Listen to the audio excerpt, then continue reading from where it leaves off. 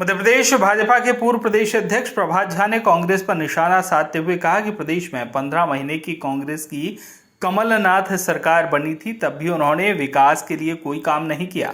उन्होंने जन आशीर्वाद यात्रा के दौरान टीकमगढ़ में आयोजित जनसभा को संबोधित करते हुए कहा, कश्मीर में धारा 370 समाप्त हुआ, 35 समाप्त हुआ, एक बूंद खून नहीं निकला और हम 5वीं बार सरकार बना रहे हैं। फिलहाल पार्टी कार्यकर्ताओं के अथक प्रयास के बावजूद भी कार्यक्रम को लेकर नगर की जनता में कोई रुचि दिखाई नहीं दी। बड़ी संख्या में कुर्सियां खाली पड़ी रहीं और नेता मंच पर भाषण देते रहे। भाजपा के पूर्व प्रदेश अध्यक्ष प्रभात झा ने कहा कि 22 तारीख को हम राजाराम के दरबार में ओरछा जा रहे हैं। यहाँ 5वीं बार सरकार बनाने का आशीर्वाद मांगूंगा कि हम सरकार बनाकर जनता की सेवा कर सकें। इसके साथ ही उन्होंने पत्रकारों से चर्चा करते हुए कहा कि भगवान कांग्रेस का जन आक्रोश निकालने का आशीर्वाद दे और हमें जन आशीर्वाद निकालने का आशीर्वाद दे। पत्रकारों द्वारा मध्य प्रदेश में कितनी सीटें आने का प्रश्न पूछे जाने पर प्रभात झा ने कहा कि प्रदेश में 2/3 बहुमत से सरकार बनाएंगे। उन्होंने कहा कि प्रदेश में लोगों को लाभ पहुंचाने के लिए ऐसा कोई वर्ग नहीं छोड़ा जिसे लाभ न मिला हो।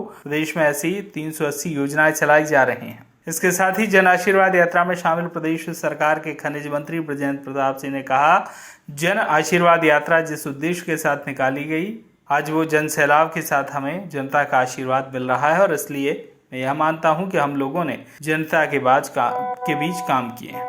गुमराह करने का काम करते हैं, इसलिए हमें गुमराह नहीं होना है, हमें फिर कमल खिलाना है और मध्य प्रदेश में सुकून शांति से रहे। क्योंकि कांग्रेस के राज में अपराधी पनपते हैं, गुंडे पनपते हैं, अपराधियों को संरक्षण मिलता है, गुंडों को संरक्षण मिलता है।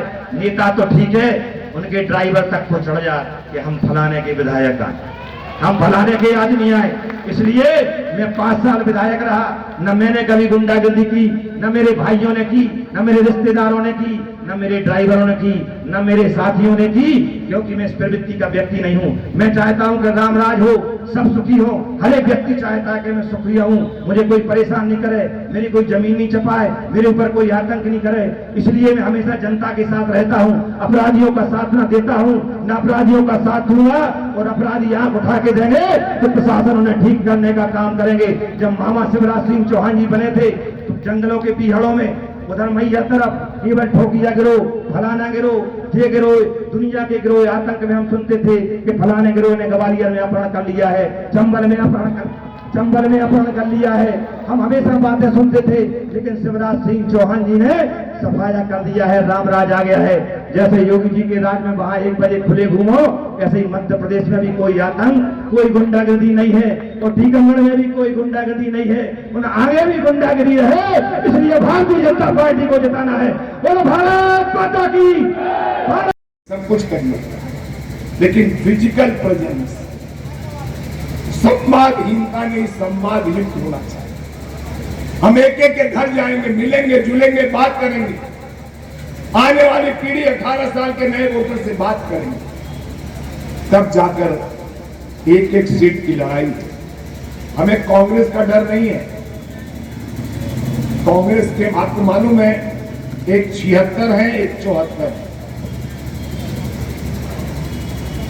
अब मैं नाम किसी का नहीं लूं। उन्होंने दिल पर ले लिया है कि छीन गई 15 महीने में। अबे हमने तो नहीं छीना था आपसे, आपके लोगों ने आपसे छीन लिया। भारतीय जनता पार्टी को आपके बटन दबाने से 2/3 बहुमत चाहिए। कोई आंख दिखाकर हमको कोई चाहे दबा नहीं सके। हम जनता की सेवा कर सके। और इसलिए आपने देखा होगा, तिरंगा विश्व में अब अमर होता जा रहा है। आखिरी बात, पाकिस्तान कहता था कि पाक अधिकृत कश्मीर हमारा है। अब पाक अधिकृत कश्मीर में लोग कहने लगे हैं कि मोदी जी हमें बचा लो, यहां आटा, दाल, नमक कुछ भी नहीं बचा है। मनमोहन सिंह के जमाने में क्या क्या नहीं होता था, आज पाकिस्तान भीख मांगने पे आतुर है।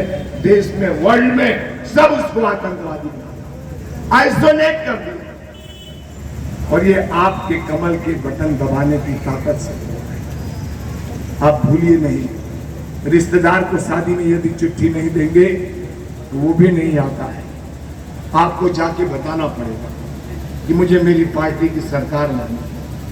मैं इसलिए आता हूं आपके, एक घटना सुनाता हूं आपको। क्रोश यात्रा कांग्रेस निकाल रही है, आपकी जन आशीर्वाद, क्या कहेंगे इसको लेकर? हमने अपने भाषण में ही कहा है कि भगवान उनको जन आक्रोश निकालने का अवसर दे और हमको जन आशीर्वाद निकालने का अवसर दे। मध्य प्रदेश में कितनी सीटें जीतेगी इस बार भाजपा?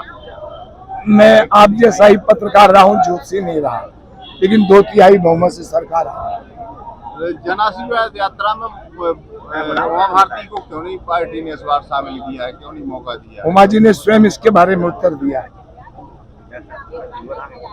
जनता के बीच में आप जा रहे बात करने के लिए योजना को लाभ, लेकिन जन योजनाओं को देने के लिए तो मोटी रकम ली, किस मुंह से लेके जाएंगे आप? क्या जनता से योजना का लाभ देने के लिए बहुत मोटी रकम ली गई, तब उनको लाभ मिला है, तो किस मुंह से लेके जाएंगी पार्टी? शान से जाएंगे, बहनों के बीच में, भाइयों के बीच में, सीखो कमाओ की योजना, कोई वर्ग नहीं छोड़ा। 380 योजनाएं हैं मध्य प्रदेश सरकार। बहुत बहुत धन्यवाद। टीकमगढ़ से मनोज सिंह की रिपोर्ट।